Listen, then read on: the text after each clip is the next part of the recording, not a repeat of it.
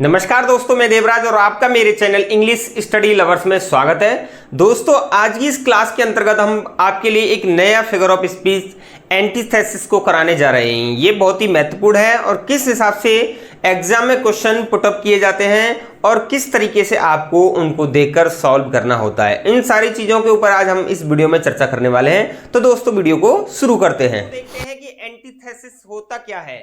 Antithesis एक ऐसा figure of speech होता है जिसमें दो अपोजिट आइडियाज को एक साथ लिखा जाता है। यानी एक विचार कुछ कहता है, एक विचार कुछ कहता है, दोनों ही आपस में वो अपोजिट आइडियाज होते हैं, तभी उसे हम एंटीथेसिस बोलते हैं। जैसे कि यहां पर लिखा हुआ है, antithesis is a figure of speech. Antithesis एक अलंकार होता है इन विच, जिसमें द एग्जैक्ट अपोजिट आइडियाज, ये इंपॉर्टेंट वर्ड है इसमें, एग्जैक्ट अपोजिट आइडियाज, या तो वो एक साथ आ सकते हैं या फिर सेंटेंस में एक सेंटेंस अलग हो सकता है, दूसरा सेंटेंस अलग हो सकता है, या फिर दोनों साथ साथ आ सकते हैं, दोनों का अपोजिट मीनिंग निकलेगा।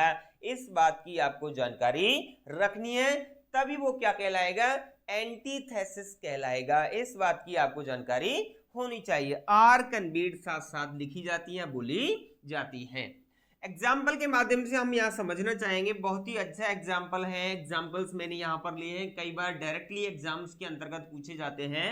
तो यहाँ पर पहला जो एग्जाम है, गिव मी लिबर्टी। क्या बोल रहा है कि गिव मी लिबर्टी, वर्ड को पकड़ना है। यदि इस तरह से आप करना सीख गए तो आपको एंटीथेसिस को समझने में कोई प्रॉब्लम नहीं आएगी। गिव मी लिबर्टी और गिव मी डेथ। वो कह रहा है, एक तरफ तो कह रहा है कि मुझे स्वतंत्रता दो, और दूसरी तरफ क्या कह रहा है, मुझे मृत्यु दो। ये क्या बात हुई? एक तरफ लिबर्टी मांग रहा है, दूसरी तरफ डेथ मांग रहा है। दोनों विरोधाभास है, दोनों में क्या है, विरोधाभास है, अंतर है, अपोजिट है दोनों वर्ड्स। लिबर्टी और डेथ का इससे क्या तालमेल है? यानी यहां पर वो सेंटेंस में कहना चाहता है कि इन सेंटेंस में एंटीथेसिस यूज हुआ है क्योंकि दोनों ही विचार अलग अलग हैं। इधर लिबर्टी मांग रहा है, इधर क्या मांग रहा है, डेथ। तो ये क्या सेंटेंस का किस फिगर ऑफ स्पीच का एग्जांपल है? तो यहां पर आपको ध्यान देना है, ये एंटीथेसिस का है। किसका है? एंटीथेसिस का है। इस बात की आपको जानकारी रखनी चाहिए। नेक्स्ट एग्जाम्पल देखेंगे, यूनाइटेड वी स्टैंड। यदि हम एकजुट होते हैं तो खड़े होते हैं, डिवाइडेड वी फॉल। देखो क्या भिन्न विचार है, यहाँ पर अपोजिट है। यूनाइटेड वी स्टैंड और डिवाइडेड वी फॉल। यदि एक हो जाते हैं तो एक साथ खड़े हो जाते हैं, बट जाते हैं तो गिर जाते हैं। दोनों का एक तरफ तो कह रहा है यूनाइटेड वी स्टैंड, और सेकंड तरफ क्या कह रहा है, डिवाइडेड वी फॉल। तो ये किसका एग्जाम्पल है? एंटीथेसिस का एग्जाम्पल है। नेक्स्ट देखेंगे, to err is human, to forgive divine. ये क्या बात है, बहुत ही गजब का एग्जाम्पल है, बहुत ही गजब का एग्जाम्पल है। डायरेक्टली परीक्षा में पूछा जाता है, to err is human, to forgive divine. यानी मानव गलती करता है, एयर गलती करता है, पाप करता है, फॉरगिव डिवाइन, ईश्वर उनको माफ करता है। ऐसे कैसे हो सकता है? क्या बाप की जागीर समझ रखी है मानव ने कि तू गलती करेगा ईश्वर उसे माफ करेगा? ऐसा नहीं। लेकिन यहां पर एंटीथेसिस बताया उसने, विरोधाभास। To err is human, to forgive divine. मानव गलती करता है, ईश्वर उनको माफ करता है। तो यहां पर ये एग्जाम्पल जो है, ये किसका है? एंटीथेसिस का है। इस बात की आपको जानकारी होनी चाहिए। नेक्स्ट है कि met with a sweet death.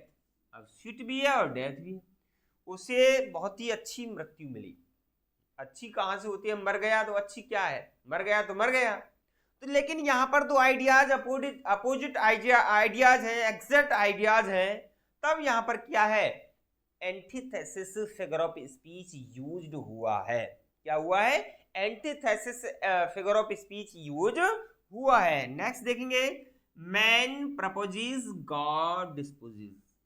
बताओ, मैन प्रपोजेस गॉड डिस्पोजेस, इसका अर्थ होता है मानव कुछ भी करे, लाख कैसा भी काम करे, लेकिन होता वही है जो खुदाए मंजूर होता है।